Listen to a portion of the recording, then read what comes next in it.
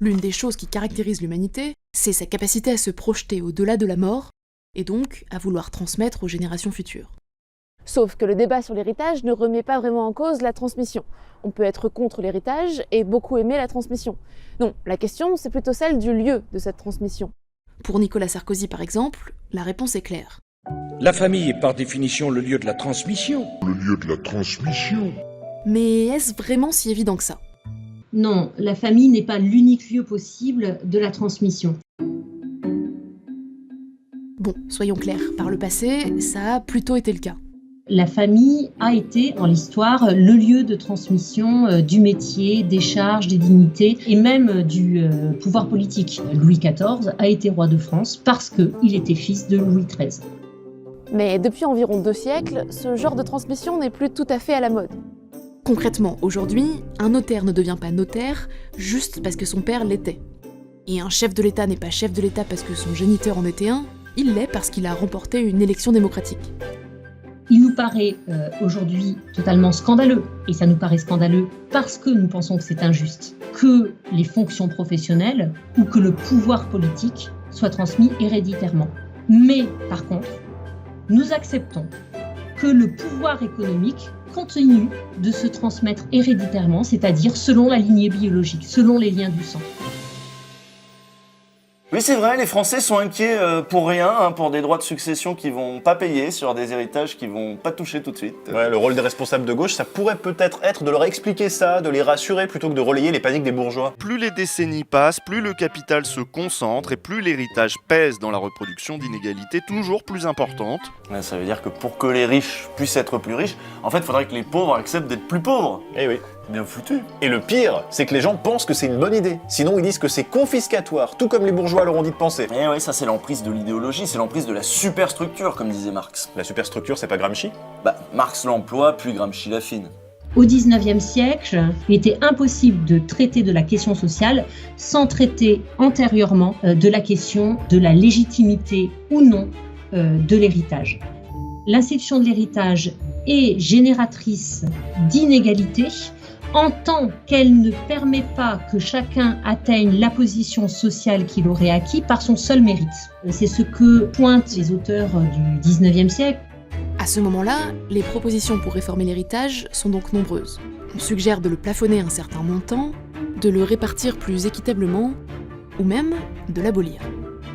Abolition de l'héritage. Tant que ce droit existera, la différence héréditaire des classes, des positions, des fortunes, l'inégalité sociale en un mot et le privilège subsisteront, sinon en droit, du moins en fait. Quand j'écoute, je me dis bah ouais merde, c'est vrai, les taxes et tout. En plus, l'État prendrait l'argent de mes parents qui sont morts. Et puis à un moment, je me rappelle que... Mais je vais pas toucher d'héritage, moi. Et vous êtes pas riche non plus. Essayez de vous mettre à votre propre place déjà. Vous avez besoin de quoi, vous ? Y compris pour vos enfants. Vous avez besoin de services publics, de retraite, de chômage. C'est aussi là que va l'argent qu'on va prendre sur l'héritage des bourgeois. C'est ça l'État social, c'est le collectif. Mais si l'impôt est si impopulaire, c'est aussi pour une autre raison. Transmettre un héritage serait un acte moral et vertueux. En fait, ces gens font de la morale. C'est pour ça que c'est compliqué de discuter, parce qu'on vous rappelle que d'un strict point de vue économique, il y aurait beaucoup de bénéfices pour tout le monde à ce qu'on sorte de cette société d'héritiers. Si les gens savent que l'État prendra tout, ils vont tout simplement s'arranger pour en laisser le moins possible. Ils vont s'arrêter de travailler, ils vont profiter de la vie, et pour la société, ce sera autant d'activités en moins et autant, effectivement, de recettes fiscales en moins. Quel prolo a travaillé toute sa vie assez dur pour mettre 100 000 € de côté par enfant ?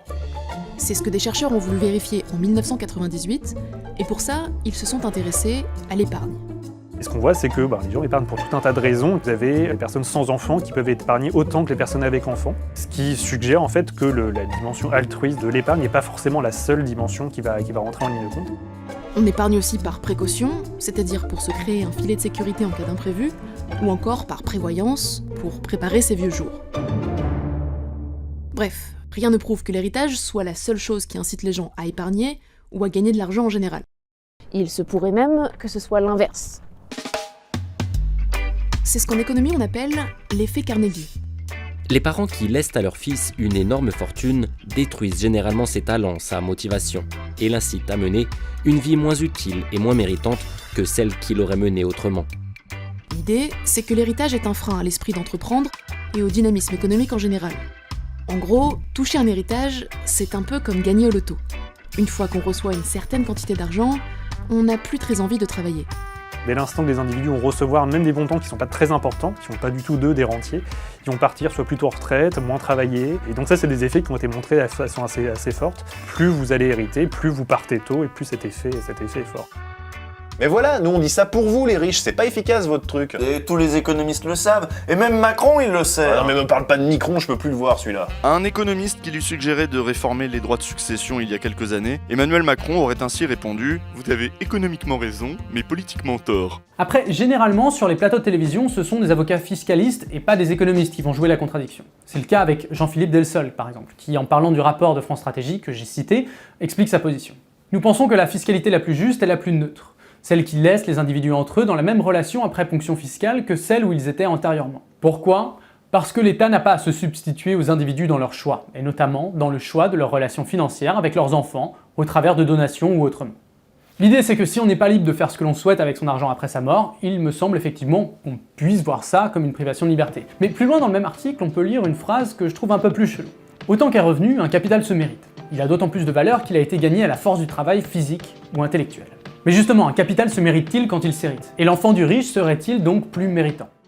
Virginie Pradel est avocate fiscaliste à l'Institut Vauban, un groupe de réflexion d'obédience libérale, et pour elle, toucher à l'héritage aurait surtout une conséquence, l'exil des contribuables les plus riches. Cette incitation à s'en aller mourir sur des terres moins taxées n'est peut-être pas si mécanique. Ce que montrent les travaux empiriques en fait, sur le sujet, c'est que finalement le côté négatif de l'impôt, les dimensions inefficaces, elle n'est pas si forte que ça en fait, sur cet impôt-là. Dans le cas des États-Unis, vous avez des taux d'imposition sur les successions qui sont différents d'un État à l'autre. Et si on avait vraiment cette fuite de l'impôt, on devrait avoir des effets massifs de retraités, donc de personnes qui vont bientôt se mettre vers les États les plus cléments. Et on n'a pas du tout cet effet-là en fait, donc les gens ne bougent pas. Et les apparts, les maisons, les terrains, là, ils vont pas partir avec? Néanmoins, il faut rappeler que l'essentiel des héritages, c'est pas des entreprises. Aujourd'hui, le patrimoine des ménages, c'est d'abord l'immobilier. C'est du foncier. Il existe quelques plans, solutions ou idées intéressantes pour réformer l'héritage. D'abord, il y a la réforme à l'irlandaise, mise en avant notamment par France Stratégie. Parce qu'aujourd'hui, la situation est un peu absurde. Si tu hérites au cours de ta vie de 320 000 € de tes 2 parents et de tes 4 grands-parents, tu ne vas pas être taxé d'un seul euro. Mais si au cours de ta vie, tu reçois ces 320 000 € d'un seul de tes parents, tu vas recevoir 277 806 €, puisque tu vas devoir payer autour de 13% du montant, soit 42 194 € de droits de succession. C'est absurde, mais c'est comme ça. Pour remettre ça à plat, l'idée c'est plutôt de taxer en fonction du montant reçu par chaque individu au cours de sa vie. De cette manière, on évite des situations absurdes de ce genre. L'autre solution régulièrement mise en avant vise à réduire l'âge de la transmission. Puisqu'un des problèmes c'est que la transmission arrive trop tard, certains souhaitent encourager à ce que les transmissions se fassent du vivant. La solution retenue, c'est de défiscaliser ces dons. Ça existe déjà aujourd'hui, mais il est possible d'aller plus loin dans ce sens. L'avantage c'est que politiquement, ça passe tout seul. Ensuite, comme l'a déjà dit Nicolas Frémaux, de nombreux économistes sont en faveur d'une hausse de la taxation. C'est notamment le cas de Thomas Piketty, qui explique que le passé tend à dévorer l'avenir. Les richesses venant du passé progressent mécaniquement plus vite, sans travailler, que les richesses produites par le travail. Généralement, ces propositions conservent des abattements pour les héritages relativement faibles et visent surtout à éviter la transmission de fortune. L'augmentation de l'impôt sur l'héritage, elle, est une idée de plus en plus répandue. Les économistes sont plutôt d'accord là-dessus, ce qui est assez rare pour les économistes qu'il y ait un consensus sur un sujet. Donc là, on voit bien qu'il y a ce consensus-là. Donc aujourd'hui, si on ne veut pas parler d'héritage, c'est vraiment pour des questions de morale surtout et d'impopularité. Donc c'est des questions plutôt philosophiques que des questions économiques. Prenons par exemple la crise du logement. Si on taxait davantage les gens qui ont 5, 6, 7, 18 appartements, ça résoudrait déjà pas mal de problèmes. On peut même tous les prendre, hein. Oui. C'est ce que nous dit dans un entretien pour le média l'économiste Nicolas Frémaux, qui est spécialisé sur les questions d'héritage. Un impôt qui taxe, si, dans le cas extrême, on confisque le patrimoine au moment de la transmission, c'est-à-dire qu'il y a tout un tas de biens donc, qui auraient dû être hérités par les individus, qui arriveraient du coup sur le marché immobilier. Donc potentiellement, ça ferait une offre de biens assez forte. Et à nouveau, donc, ça crée après beaucoup d'évolutions d'un point de vue macroéconomique aussi, donc il faudrait pouvoir mesurer, mais oui, ça pourrait avoir un effet sur les prix de l'immobilier, par exemple, pour le cas un rajeunissement de l'immobilier, donc il y aurait tout un tas de résidences secondaires qui seraient vendues, ou de résidences principales aussi de parents vendus.